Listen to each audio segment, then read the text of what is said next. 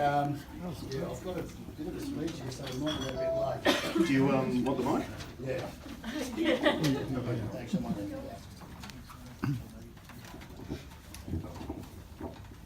to. Probably my first paragraph sums everything about that up. Fantastic stuff for the people that put it together.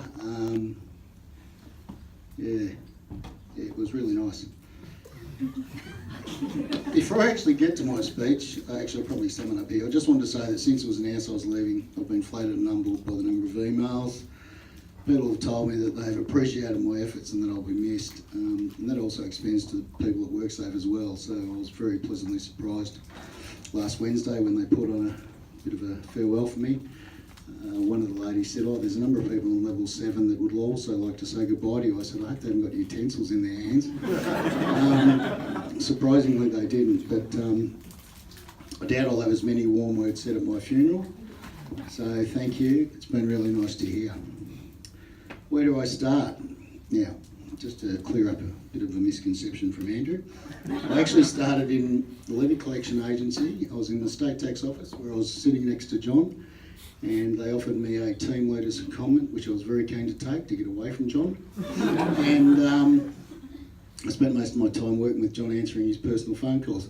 But You always should have went last. I was seconded into work here in July 85. It started September 85. And I was a 21-year-old kid, and I was in charge of 8 people. So it was a challenge. I stayed there till 93. I got drafted out to NZI. I spent 2 really good years at NZI. I thought it was best to move on. Is Peter Dawson here tonight? No? I thought it best to move on because I stayed at NZI. I think me and Peter spent most of every night, actually. It's true. We spent every single night at the pub. A Monday night was the early night. We only had 4 stubbies each, and then he got the train back to Ballarat or wherever he was living at the time. So I decided it was probably good for my health and well-being that I took up an offer from Jason Hammond and Rodney Bond to come to MMI. And I started at MMI, Andrew, you were right, 23rd of August 95, as the assistant underwriting manager. I remember it was a Wednesday and I'd finished up at NZI the day before. If I offend anybody with some of the things I'm going to say in this speech, I do apologise, but Pam Dalbridge proofread it and she thought it was pretty good. So what I remember most about my first day was the fact I had to go and see the IT system support coordinator myself about 5 times to try and get my system access. He was the first person of many that I was to annoy over the years. I think I got my access the next day. In 23 years since, nothing much has changed in that regard. Not long after I started, I was being introduced to people, and I met a guy in IT named John Sullivan. He was a very funny guy with a dry wit. I'm about to offend poor people. When I asked him what his role was, he said with a straight face that he was working on a very important work request submitted by the BAM team. He had been asked to develop a blame reallocation tool so that when they lost clients, blame could be apportioned to anybody who had dealings with the client except the business account manager. I shouldn't be too hard on account managers because some of you would know that Penny, my partner, was an Allianz account manager as well. In my time, I've reported to 8 different managers. They all had their strengths and weaknesses. Some had more strengths than weaknesses, and 1 or 2 had many weaknesses and a few observable strengths, unless it was closing the office door and playing patience. I was promoted to underwriting manager in September 97 when the great man Jason Hammond was promoted to claims manager. I enjoyed good working relationships with most of my managers, though some were slower than others, in realising that I just needed to be left to my own devices and do what I needed to do. When Andy Johnson came on board and brought Steve Marshall with him, the place really changed for the better. In the first couple of weeks, I was witness to a little Andy Johnson tanty, which went along the lines of, I have never worked with an effing organisation that has such shit record keeping. Now I've got that off my chest, I'm with the business. I knew I'd enjoy working with Andy. He had no time for fools. We had them in abundance, I tell you. I enjoyed nothing more than sitting in a meeting where people had failed to deliver what was expected of them. I knew it was coming and he never failed to disappoint. He could be brutal and would have people squirming in their seats. They never did that again, or maybe they did. It was at their new employer. They were different times. How I miss those times. Speaking of different times, at one time we had a HR generalist based in the Melbourne office. It's a rare thing, though we have had a couple now helping out with recruitment. I dropped in late one night and asked her if it was a sackable offence to knock someone out in the office. I know what you're thinking, but this was pre-Alf, so it wasn't Alfie I was talking about. She responded with, "John, you're a smart guy. I think you know the answer to that." She soon regretted that statement when I said, "What if I did it in the car park under the building outside core hours?" A couple of quick stories about Steve Marshall. Steve ran a business planning session for some of his management team early on in his tenure, and he didn't know some of the personalities. I stress the word personalities there is in inverted commas. After the session finished, he said that I didn't seem very interested. Did I have a problem? Steve was very perceptive. I asked him if he would prefer to work with somebody who knocked up a fantastic business plan, told you what they were going to do and then did nothing.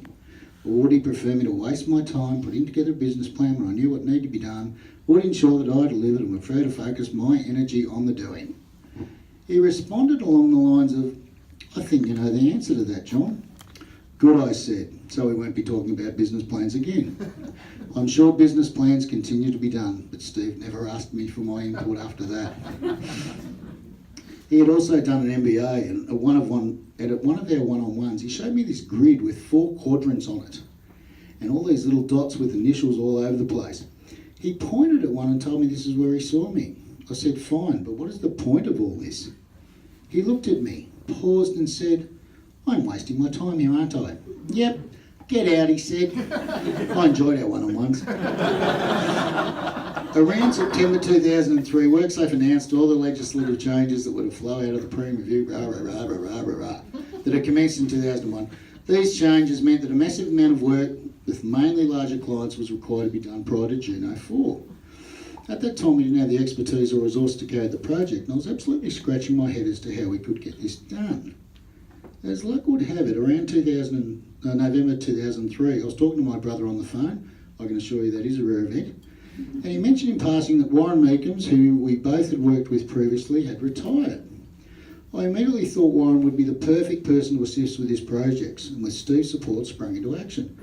A few days later we met, and he firmly agreed that he would commence in January 2004. We dealt with all the paperwork later.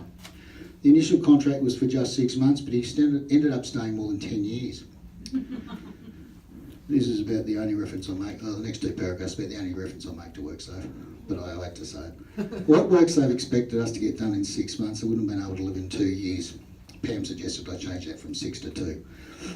This was always a source of frustration to me, as they would never have implemented some of the things they imposed on us if they had delivered them themselves. They were the master and the agent was the servant. We were just expected to suck it up and get on with it. Pleasingly, in recent times, that has begun to change. I've always been prepared to express my views, surprisingly, and express them vigorously, though how I delivered the message sometimes watered down the impact. During a liaison meeting with WorkSafe that was attended by Greg Croydley, who was the CEO at the time, I told him if WorkSafe were trying to drive the few people in the scheme at the agents who knew how the premium system worked, they were going the right way about it.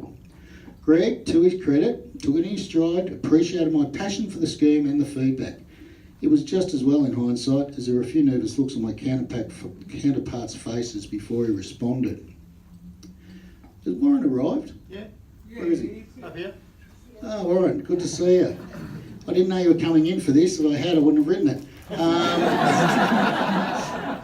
Look, I mentioned Warren Meekums today because if he hadn't come on board when he did, I doubt that my tenure would have lasted the 23 years that it has. Our first couple of years together was the most challenging, demanding and stressful period of my time at Allianz. My routine consisted of work 6 days a week and hitting the tubes every Friday night without fail and not much else. Over the years, Warren was offered a number of other opportunities that he could have pursued but decided against, which I was extremely thankful for. He was probably concerned for my ongoing sanity, which I admit was at times borderline. He was also a great sounding board for issues and advice from both a personal and work perspective. For every irrational reaction I had, Warren had the rational response and kept me in the main balanced. along with the medication that I was being prescribed. How did I become the credit manager? One day I met with some well-dressed accountants from Pitcher Partners, one of whom I'd previously worked with, named Kevin Locke. They were trying to resolve a long outstanding matter with an employer who owed us a substantial amount of money. After agreeing to the settlement, as luck would have it, Steve Marshall came out of his office as I was leaving. Who were those well-dressed guys? Most people were well-dressed compared to Steve, who loved the trousers and tweed jacket combo. They were guys representing so-and-so and that we'd just reached an agreement to settle a matter. He responded, "It was about time you resolved that matter. Hasn't it been on our issues register for 12 months? I said, "Steve, I'm the underwriting manager, not the credit manager." 2 weeks later, in early 2005, I was the underwriting and credit manager. Not long to go now, folks, just What 2 year more was that? pages. 2005? 2005. Right.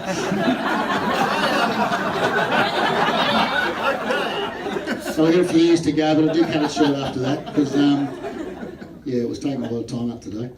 I also enjoyed a good working relationship with Norm Cockrell, though at times I tested his patience and we had some rather robust conversations. He pulled me in a line, helped me temper my temper. There was also a period when I started to dread our one-on-one catch-ups. In all my years, the team had not met just one target. He never let me forget it, and it didn't even cost Allianz a cent. On the rare occasion I went to his office in a good mood, I was going to leave it in a less than happy state. I recall one meeting where I left rather deflated. Norm, being a sharp guy, picked up on this. He called me in a couple of days later to give me some good news that I wouldn't be on the ROT committee this year. Fantastic, I said, but I wasn't on last year either. After a busy renewal period, we were having a one-on-one. He was telling me that I have to stop working stop working the hours I was working. I don't want you working weekends. You need to get some balance in your life, etc., etc., etc.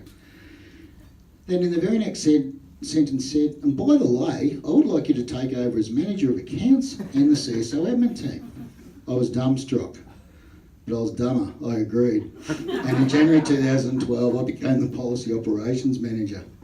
I didn't change my ways until 23rd of August 2013. 23rd of August, there's the date I started at Allianz. 23rd of August, I didn't realise until Daisy turned 1, was also the day Daisy was born. I didn't change my ways until 23rd of August 2003, which was a Friday. Penny was heavily impregnant, but I had an important meeting in the afternoon at 2:30. 3:40 she rang and said, "You need to come home." She was in labour. I rushed home to Preston, drove her to Malvern in peak hour traffic, arriving around 6, and Daisy arrived 2.5 hours later at 8:30.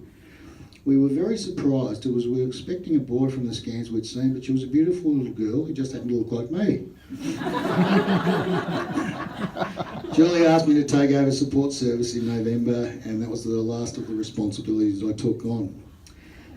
To finish up, I thought I would share some of the things I won't miss and what I will miss about the place. What I won't miss, listening to Andrew Watt endlessly talk about his favourite subject. For anybody that knows him, it's himself. Logging onto eCampus when it was first introduced, and eCampus generally. The endless eCampus reminder emails. I would envisage 10% of my 10,000 unread emails would have to be about eCampus. No wonder Gavin's arm is all bandaged. Here's RSI from sending out all those emails. The performance review booklet and all those how targets. How now? I've got no idea. I said to someone the other day, I said, we consider ourselves semi-intelligent. We don't understand them, so how do the rest of them feel?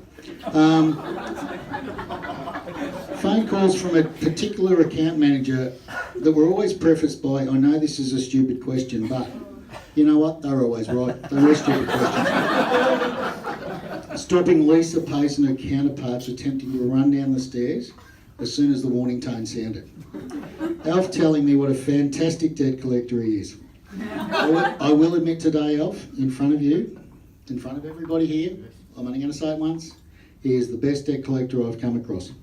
He's also insane. That's on video too.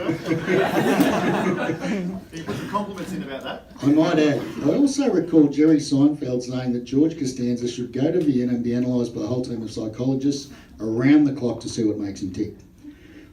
Once they dealt with George, we could send Alf over, but they would have to double the team. Did I mention listening to Andrew Walk talk about his favourites? Oh, I did, yeah. What I'll miss, I'll miss working with Senior Sergeant Marsha Bridger. Is Marsha Bridger still here? Yeah, good on you, Mars. Love you. We've had a long relationship.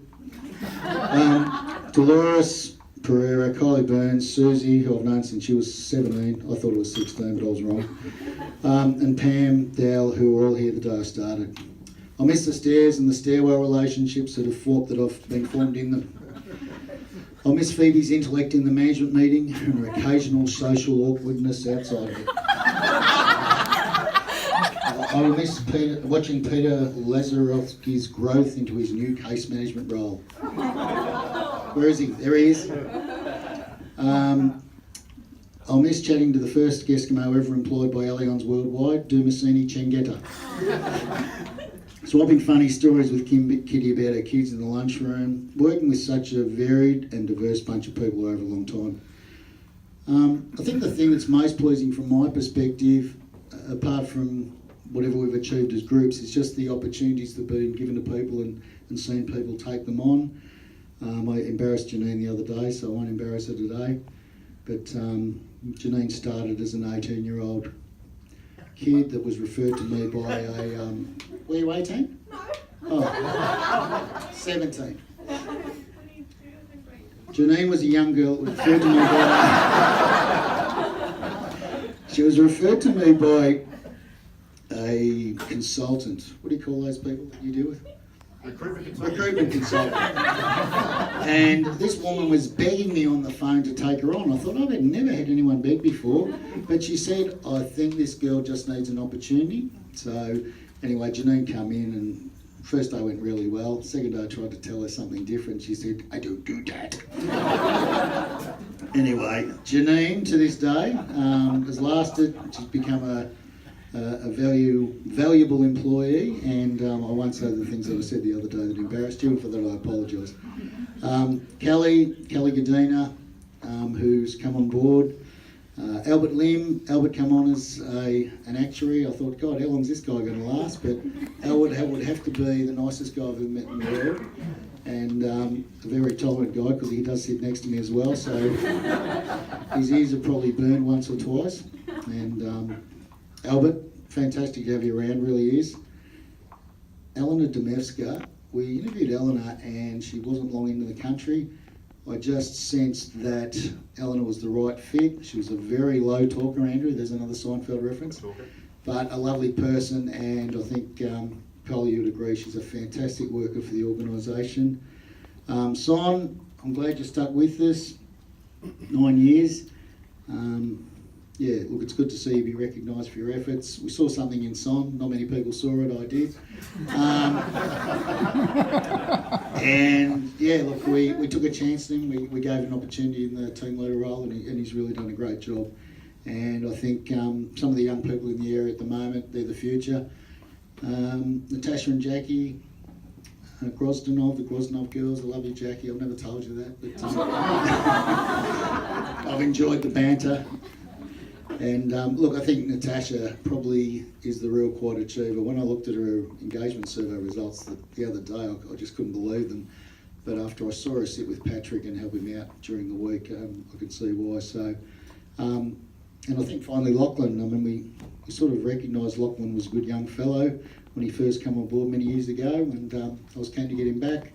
Couldn't convince him once, but convinced him the second time, and there's no doubt he was the most logical successor, so I was happy to step aside for him and give him the opportunity.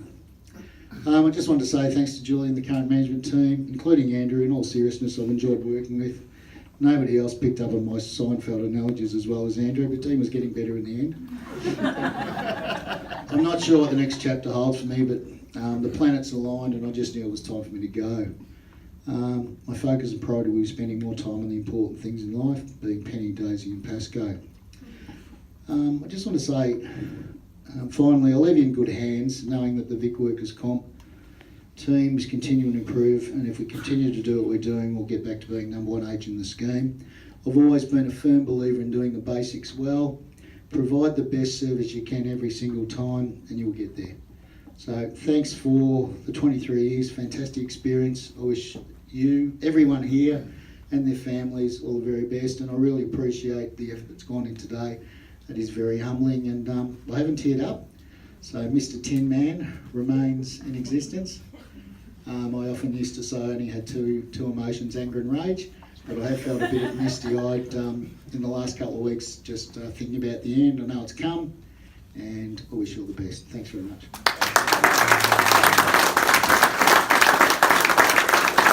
Thanks, John. Thanks for sharing that. And our apologies to those that needed to get the 5:30 train home tonight. I'm sure we're okay. John, please, we've put everyone's, of course, we've got a fantastic gift here for you too. If you don't, come forward for me, please, John, please. We're videotaping this event. So on behalf of the business, of course, acknowledgement, how do you acknowledge we've acknowledged it pretty well tonight, actually, a career and, I guess, a commitment and, I guess, an influence, and the impact you've made on this business has been phenomenal, and the scheme. So on behalf of us all, mate, we're not going to say we wish you a happy retirement. A happy break. Because we're going to see you back again, I reckon, sometime pretty soon. Perhaps not here, but somewhere in the industry. Who knows? Who knows? Tell us what you got. Oh, yeah. People are hanging out. We've got a couple more videos too, just while John's looking at this. Just so you know, 2 more videos, and we did promise. John always fancied himself as a bit of an actor. Oh, yeah. A karaoke singer too. He might do Better Man for us in a moment. He's butchered that a few times. Do you know the funny thing is, I got on the tram this morning, the first song that came on was Better Man, and the other one was Don't Change by Excess. So I thought today's my day. The audience loved that one. But anyway, John fancied himself as an actor, and so did Elf. And in tribute to John, Seinfeld, and Workplace, here we are. JJ. Mate, look, I just wanted to say that, I'm sorry to see you go and everything, and I'm pretty emotional about it. Bloody not. Why don't you knock before you come in the office? Oh, sorry about that. What are you doing there? You're looking at the insurance news there. That's Richard Felony. You're not going for the top job, are you? No. Just reading up on, what it takes for a man to get to that position, because I've never got there. No, you'd be a perfect fit for that job. No. Sorry. No? You really look like him. Is he bald or? There is a likeness. I don't think I appreciate that. Well, you're probably right. Get out.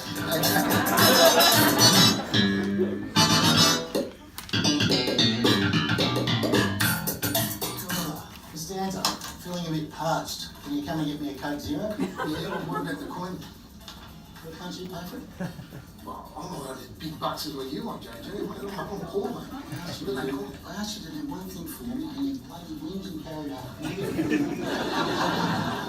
you change the note? Can we change 100? Oh no, I've only got 50. Thanks, mate. Have a good one.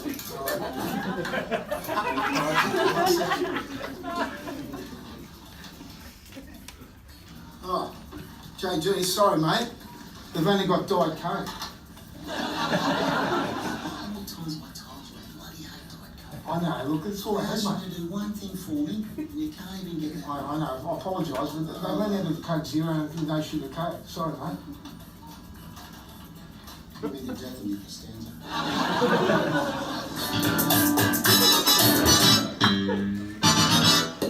This is my boy. No laughter. Come on, shut up, man. Something to the camera. Stay to the camera. Sorry to see you go, Johnny. Yeah, and he's got the best. White, sexy legs in the world. Well, Elfie, we've got to laugh at the end anyway, mate. Well done. Thank you, everyone. John, just please reveal your presents. You've got on behalf of the business, I've got a flight set up a one-way flight somewhere. with Joel Petton. Who's he?